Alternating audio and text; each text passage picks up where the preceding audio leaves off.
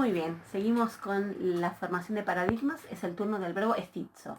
Estizo es un verbo que se traduce como acostumbrar, tiene también en su forma pasiva la idea de acostumbrarse y existe también un sentido absoluto que es el de es costumbre, ¿sí? Pero bueno, con las más frecuentes son los usos de acostumbrar, acostumbrarse, ¿no?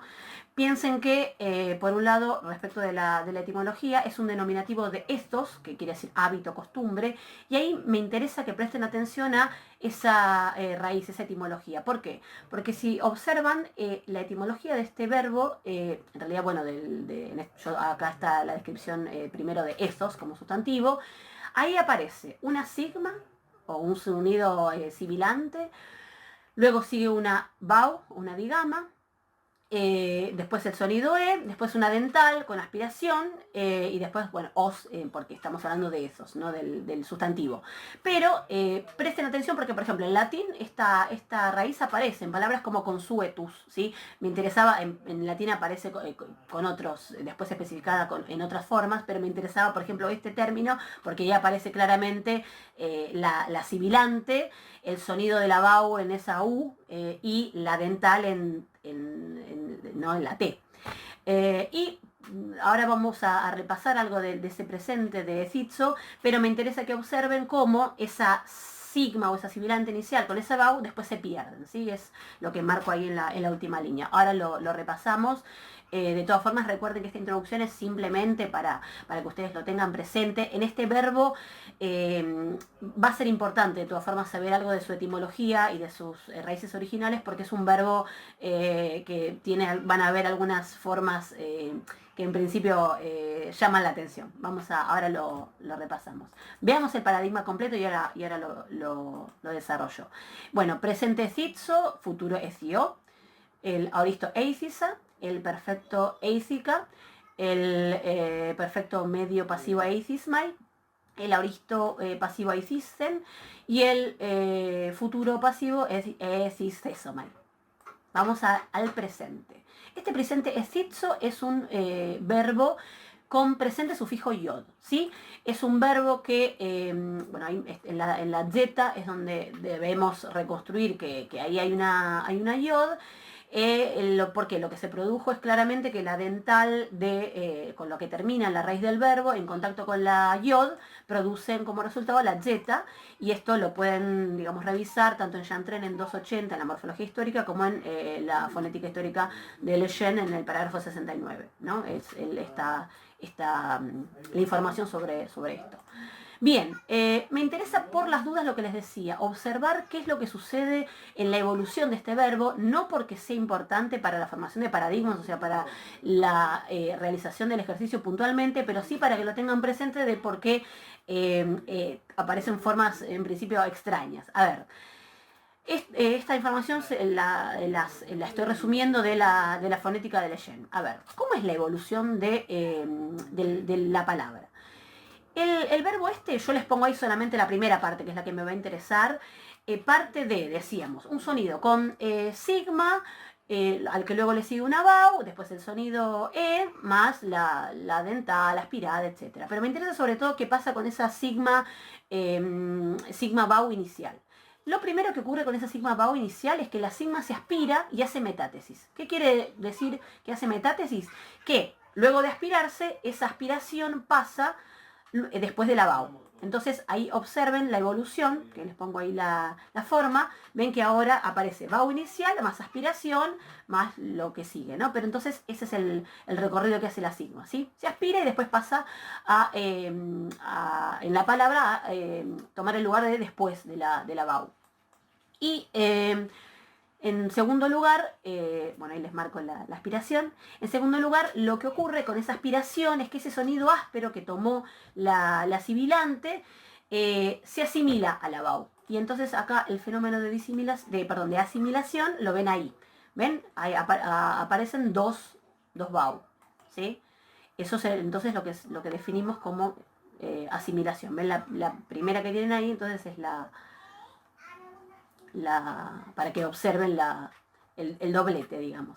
Y por último, en esta evolución, lo que observamos es la simplificación, o sea, dos vau seguidas, una se simplifica y queda una sola, y después la vau desaparece, ¿no? Por supuesto que es lo que tenemos finalmente en el verbo, ¿no? Es itzo, ¿no? No hay vau. Pero esa vau, recuerden que va a estar ahí donde la vamos a observar en algunos fenómenos que vamos a escribir ahora, ¿sí? Recuerden que esto es lo que pasa con estas consonantes o semiconsonantes, ¿no? Que aparecen en la historia de la lengua, ¿no? O sea, por más que no las veamos, dejan consecuencias en la evolución de las palabras. Vamos a, bueno, ahí les pongo por último la simplificación. Vamos entonces al futuro. Futuro es yo. ¿Qué tipo de futuro es ese? Chantrel lo va a definir como un futuro contracto, ¿sí? En ese O es un aviso de que eso es un futuro contracto.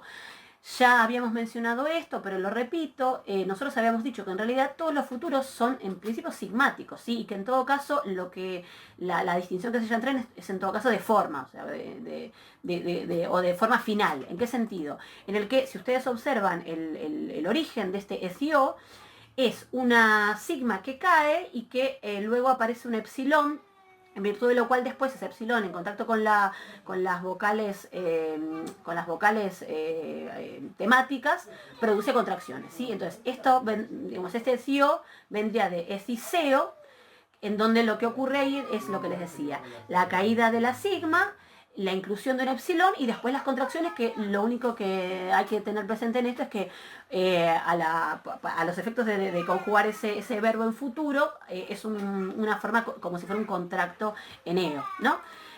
Acá por las dudas, si les interesa, les marco lo que menciona Smith en su gramática y ya entré en la morfología histórica respecto de estos verbos en itzo de más de 2 sílabas que pierden la sigma, insertan un epsilon haciendo iseo o iseomai. Bueno, la sigma va a caer, ¿no?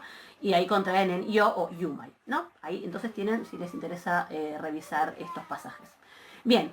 Respecto entonces del auristo, ahí tenemos eicisa, en donde observamos que es un auristo sigmático, ¿no? Ahí aparece la sigma. Y lo otro que hay que mencionar es este ei, ¿sí? A ver, entonces, auristo sigmático, y ahora me voy a detener un poco en este aumento que agrega agrega epsilon. Pero ¿qué pasó acá?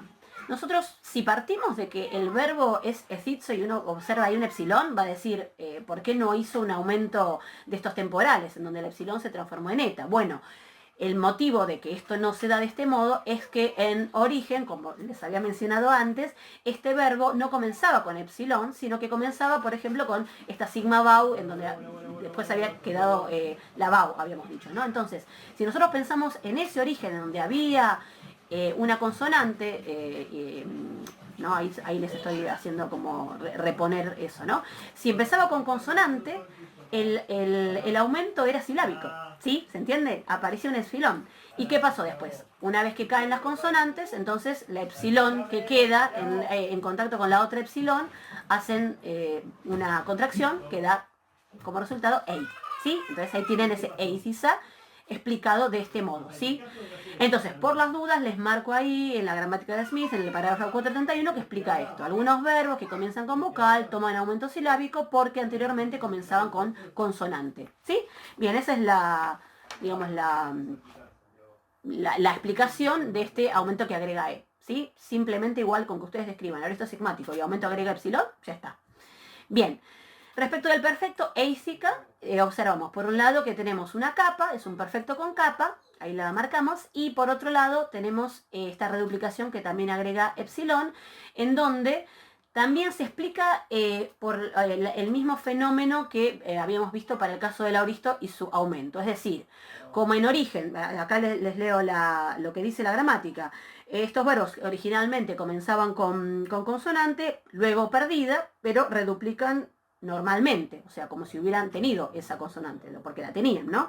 Entonces, como la consonante reduplicada después desaparece, solo queda un epsilon que contrae con la vocal inicial, ¿sí? Entonces, ahí esa es la contracción ei que observan ahí. ¿Se entiende? ¿Sí? Como en origen había una consonante, que esa consonante después se pierde, van a quedar en contacto las dos e, y ahí es donde se produce la contracción en ei, y eso es lo que tenemos ahí en esa ei, ¿sí? Perfecto con capa, reduplicación agrega epsilon. Eso es lo único igual que ustedes tienen que decir. Lo otro lo agrego yo para complementar y para repasar temas de griegos pasados. Bien. El perfecto medio pasivo es eithysmai, en donde aparece claramente un perfecto de estos medio pasivos atemáticos, y reduplicación también agrega epsilon, ¿verdad? Bueno, ya es el mismo fenómeno antes descrito.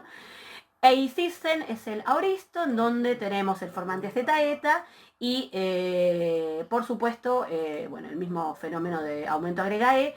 Solo aclaro acá una cosa también de respecto de esto que pasa con los auristos pasivos en zeta eta, que es esa zeta de la raíz.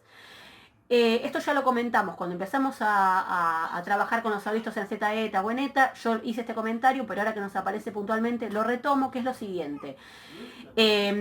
Digamos, lo que uno hubiera esperado desde el punto de vista de la lengua griega es que esa zeta de la raíz se disimilara respecto de la zeta eta del formante de pasiva, porque recuerdan esta regla del griego que dice que no puede haber dos consonantes aspiradas, o sea, que comiencen con aspiración contiguas. Entonces, en general se disimila, se hubiera disimilado en este caso la zeta en tau, por ejemplo, ¿no?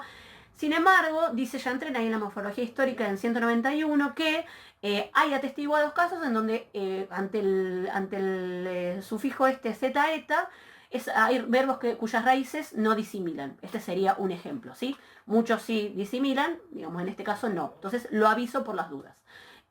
Auristo pasivo en zeta eta y aumento agrega epsilon es lo que tienen que describir ustedes.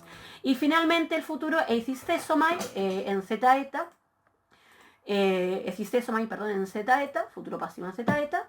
Bien, y ahora la descripción final del paradigma es eithitso, eithio, eithisa, eithika, eithysmai, eithisten, eithysthesomai, futuro pasivo, y con esto terminamos la descripción. Muchas gracias.